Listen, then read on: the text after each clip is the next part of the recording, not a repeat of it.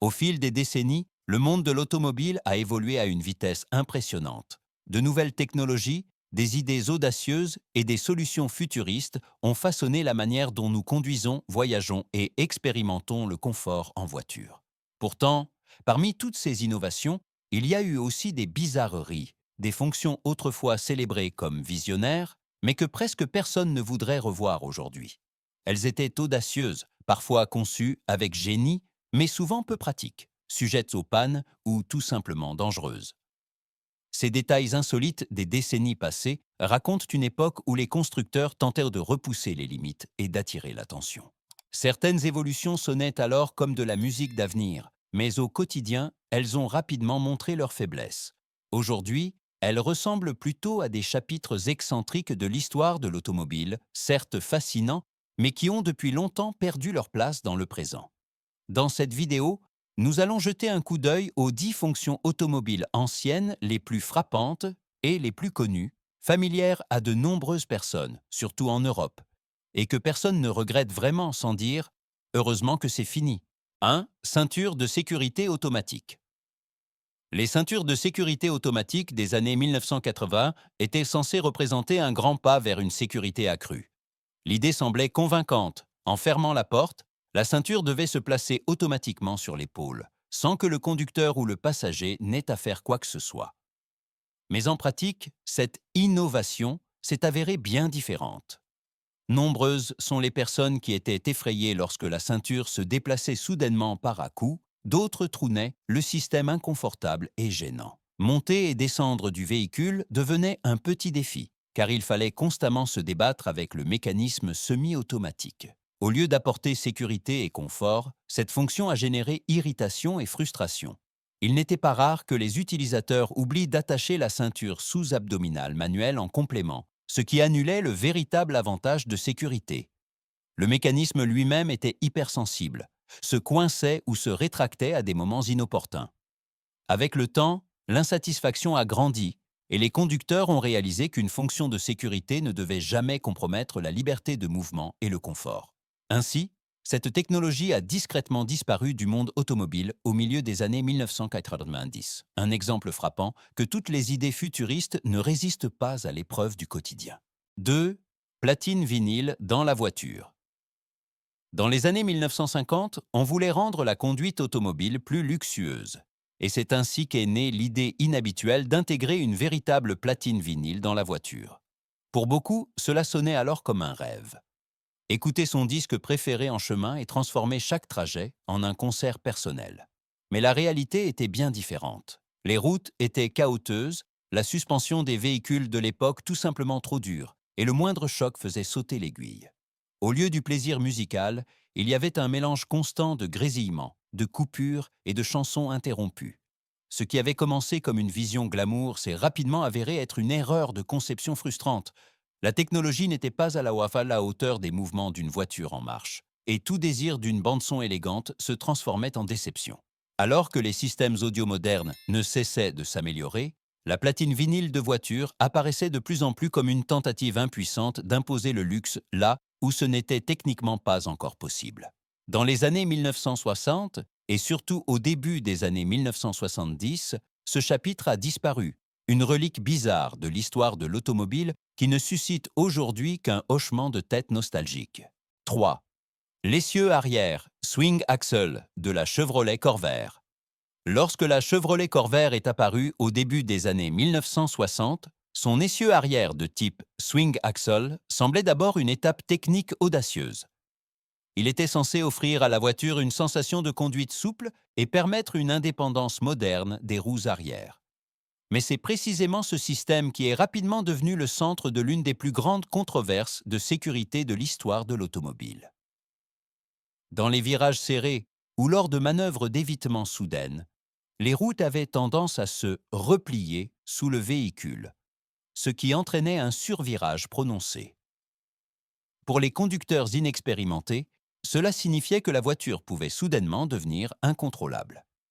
Le défenseur des consommateurs Ralph Nader a rendu ce problème mondialement célèbre en critiquant vivement les caractéristiques de conduite dangereuse de la Corvair dans son livre Unsafe at Any Speed. Ces déclarations ont déclenché un débat national qui a dépassé le cadre d'un seul modèle et a contraint toute l'industrie à repenser les normes de sécurité. Chevrolet a finalement réagi en 1965 en révisant complètement l'essieu arrière et en passant à un système IRS, suspension arrière indépendante, entièrement indépendant, plus stable, plus prévisible et nettement plus sûr. La conception Swing Axle de la Corvair reste ainsi un exemple frappant de la manière dont une innovation bien intentionnée peut devenir un symbole de risque si elle ne fonctionne pas de manière fiable dans la circulation routière réelle. 4. Panneau de commande tactile dans la Buick Riviera. Au milieu des années 1980, Buick a voulu marquer les esprits et a présenté dans la Riviera l'un des éléments les plus futuristes de son temps. Un panneau de commande tactile à la place des boutons classiques. Ce qui sonnait comme de la haute technologie et une élégance moderne, s'est cependant rapidement avéré être un compagnon difficile au quotidien. La surface tactile réagissait souvent de manière peu fiable, exigeait une précision qui était difficilement réalisable en conduisant, et laissait les conducteurs perplexes lorsque les commandes n'étaient exécutées qu'avec un délai ou pas du tout. Comme il n'y avait pas de touche physique, il fallait constamment quitter la route des yeux, juste pour commander la radio, la climatisation ou d'autres réglages. Au lieu d'innovation, le système a apporté confusion et frustration, et une promesse futuriste est devenue une source de distraction constante. Lorsque les plaintes ont augmenté et que de meilleures technologies sont apparues, Buick a finalement décidé d'abandonner le pavé tactile. Dès les années modèles suivantes, on est revenu à des interrupteurs physiques, plus simples, plus sûrs et plus intuitifs. La Riviera est ainsi restée un exemple édifiant que le progrès technique ne signifie pas sacrifier le confort d'utilisation, et qu'une bonne idée peut échouer en pratique si elle est trop en avance sur son temps. 5. Transmission télétouche dans la Ford Edsel.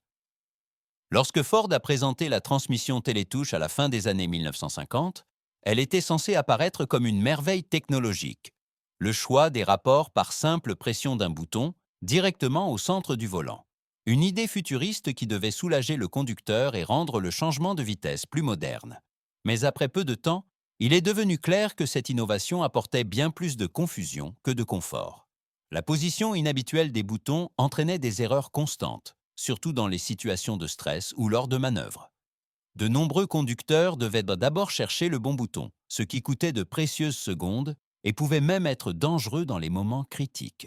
La disposition peu claire et la réaction parfois tardive du système rendèrent le changement de vitesse incertain et imprévisible. Au lieu de la précision et de la facilité, l'incertitude et la méfiance ont surgi, et l'enthousiasme initial a rapidement cédé la place à la désillusion. Critiquée par le public et peu pratique au quotidien, la transmission télétouch a disparu des modèles Ford dès le début des années 1960. Elle est restée une tentative ambitieuse mais malheureuse de réinventer le changement de vitesse, et un autre exemple de la façon dont les idées futuristes échouent lorsqu'elles ne sont pas suffisamment intuitives. 6. La carrosserie en fibre de verre de la Subaru 360. Lorsque Subaru a présenté la 360 à la fin des années 1950, sa structure en fibre de verre était considérée comme une alternative audacieuse et économique à l'acier classique. L'idée était séduisante. Un véhicule ultra léger, économique en carburant et facile à produire, parfait pour les acheteurs soucieux de leur budget. Mais il est vite apparu que les avantages ne brillaient que sur le papier. Dans la circulation routière réelle, la fibre de verre a révélé de graves faiblesses que ni les conducteurs ni les experts ne pouvaient ignorer. La fibre de verre était légère, mais en aucun cas sûre. En cas d'accident, la carrosserie se brisait rapidement, offrait peu de protection et suscitait de sérieux doutes quant à la capacité de survie de la petite voiture. Même en usage normal, le matériau montrait ses limites. Il se fissurait, se dégradait sous l'exposition au soleil et s'avérait peu résistant aux fortes variations de température ou à l'usure quotidienne. Alors que l'acier dure des décennies, la fibre de verre de la 360 ressemblait davantage à une enveloppe temporaire. Avec la critique croissante et les préoccupations grandissantes en matière de sécurité, la Subaru 360 a rapidement perdu de sa popularité. À la fin des années 1960, Subaru a finalement abandonné l'expérience et s'est revenu à des matériaux plus robustes. La carrosserie en fibre de verre est restée un exemple de la façon dont les solutions économiques échouent si elles ne répondent pas aux exigences fondamentales de sécurité et de durabilité. 7. La gestion de cylindres, V8-6-4 de Cadillac. Au début des années 1980, Cadillac a voulu frapper un grand coup et a présenté le moteur V8-6-4, un groupe motopropulseur capable de désactiver automatiquement certains cylindres en fonction de la situation de conduite, afin d'économiser du carburant. Pour l'époque, c'était une approche spectaculaire, visionnaire et parfaitement en phase avec la crise énergétique croissante. Mais la technologie était tout simplement trop en avance sur son temps. L'électronique qui devait contrôler ce système n'était pas assez précise et rencontrait constamment des dysfonctionnements. Au quotidien, cela signifiait que le moteur tournait de manière irrégulière, accélérait avec un délai ou calait de manière totalement inattendue. Les conducteurs ont signalé des à-coups, une réponse incertaine de l'accélérateur et des calages occasionnels du moteur. Autant de choses absolument inacceptables pour un véhicule de luxe. Au lieu de créer de la confiance, l'innovation a généré incertitude et frustration. Les ateliers devaient intervenir régulièrement et de nombreux propriétaires ont rapidement perdu patience. Bien que l'idée d'activer et de désactiver les cylindres de manière flexible ait été par la suite mise en œuvre avec succès par de nombreux constructeurs, le V8-6-4 a été un exemple précoce de la façon dont une technologie ambitieuse peut échouer lorsque les bases ne sont pas encore matures. Dès 1984, Cadillac a abandonné le système, un aveu clair que le progrès ne peut fonctionner sans fiabilité. 8. Le système d'alerte vocale de la Renault, Fuego. Avec la Renault Fuego, on voulait introduire une part de l'avenir dans la voiture dans les années 1980. Un système d'alerte vocale devait assister le conducteur, sans qu'il ait à lâcher le volant ou à quitter la route des yeux. Cela sonnait révolutionnaire, une voiture qui parle et informe activement le conducteur. Mais la réalité a brutalement rencontré les attentes. Le système était imprécis, sujet aux pannes et souvent plus irritant qu'utile. De nombreux conducteurs ont signalé que la voix s'activait au mauvais moment, avertissait de choses qui n'existaient pas, ou émettait des messages incompréhensibles. Ce qui était censé augmenter la sécurité créait surtout de la distraction.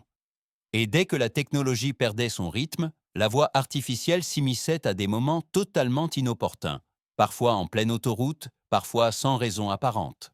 La confiance dans le système a chuté rapidement. Ces premiers essais de la technologie vocale ont montré douloureusement que l'innovation a besoin de temps pour devenir fiable. Finalement, le système d'alerte vocale a disparu de la Fuego à la fin des années 1980. Une preuve instructive que les bonnes idées ne fonctionnent que lorsqu'elles sont aussi irréprochables au quotidien. 9. La Yugo GV. Bon marché, fragile et pleine d'ironie. Lorsque la Yugo GV est arrivée sur le marché dans les années 1980, elle était censée être la voiture pour tous. Bon marché, simple, accessible. Mais très vite, elle est devenue un symbole de mauvaise fabrication et de manque de fiabilité technique. La voiture semblait avoir été assemblée à la hâte, avec des matériaux qui résistaient à peine au quotidien. Les problèmes de moteur, les pannes électriques et les composants qui se desserraient n'étaient non pas une exception, mais presque une marque de fabrique. La réputation ironique de son dégivreur de lunettes arrière était particulièrement notoire. Au lieu de dégivrer la vitre de manière fiable, la Yugo s'est fait un nom pour quelque chose de tout à fait différent. Il était censé réchauffer les mains du conducteur, alors qu'il devait encore une fois pousser la voiture après la énième panne. Cette blague amère résumait parfaitement l'expérience de nombreux propriétaires. Malgré les espoirs initiaux, la Yugo n'a jamais pu échapper à sa mauvaise qualité. Sa réputation est devenue si mauvaise qu'elle a finalement été abandonnée au début des années 1990.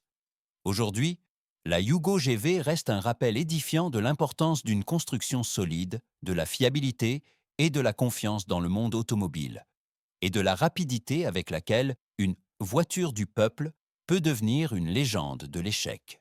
10. La Plymouth Prowler, un look rétro sans la performance attendue. Lorsque la Plymouth Prowler a été présentée à la fin des années 1990, elle a immédiatement attiré tous les regards. Avec son avant ouvert, ses roues indépendantes et son design inspiré des hot rods, elle donnait l'impression d'un voyage dans le temps, à l'époque des machines de course classiques. C'est précisément ce style rétro-audacieux qui devait en faire une icône. Mais derrière cette façade impressionnante se cachait un problème qui a déçu de nombreux fans. la Prowler avait l'air plus rapide qu'elle ne l'était en réalité. Malgré son apparence distinctive, sous le capot ne travaillait qu'un moteur V6, solide, mais loin de la puissance brute que l'on attendrait d'une voiture à l'esthétique aussi agressive. Les passionnés qui espéraient une véritable merveille de performance se sont souvent sentis trompés, car l'expérience de conduite ne pouvait pas rivaliser avec l'apparence spectaculaire. Le rapport entre le style et la substance était déséquilibré. Alors que certains adoraient le design unique, beaucoup considéraient la Prowler comme un exemple que l'apparence frappante seule ne suffit pas à conquérir le cœur d'une voiture de sport. La production a cessé en 2002 et la Prowler est restée dans les mémoires comme un chapitre inhabituel. Audacieuse, voyante, mais finalement pas assez puissante pour répondre aux attentes. Lorsque nous nous penchons sur ces fonctions inhabituelles et souvent ratées de l'histoire de l'automobile, nous réalisons à quel point les innovations peuvent être audacieuses et risquées à la fois. Nombre de ces idées sont nées d'une véritable soif de progrès, du désir de rendre l'expérience de conduite plus confortable, plus sûre ou simplement plus extraordinaire. Cependant, tout ce qui semble visionnaire ne réussit pas l'épreuve du quotidien. Certains concepts étaient en avance sur leur temps, d'autres simplement mal conçus, et d'autres encore n'ont révélé qu'en situation réelle à quel point la théorie et la pratique peuvent être éloignées. Néanmoins, toutes ces expériences ont façonné le développement des véhicules modernes. Elles ont appris aux constructeurs que la technologie ne doit pas seulement fasciner, mais surtout fonctionner. Le confort, la sécurité et l'utilisation intuitive sont aujourd'hui des standards, car les erreurs passées ont montré à quel point ils sont réellement importants. Chacune de ces fonctions bizarres a été un pas vers le progrès, même si ce pas a parfois été dans la mauvaise direction. Ainsi, ces histoires nous rappellent que l'innovation exige du courage, mais aussi de l'humilité. Et que les voitures d'aujourd'hui ne sont aussi sophistiquées que parce que certaines idées d'hier ont échoué.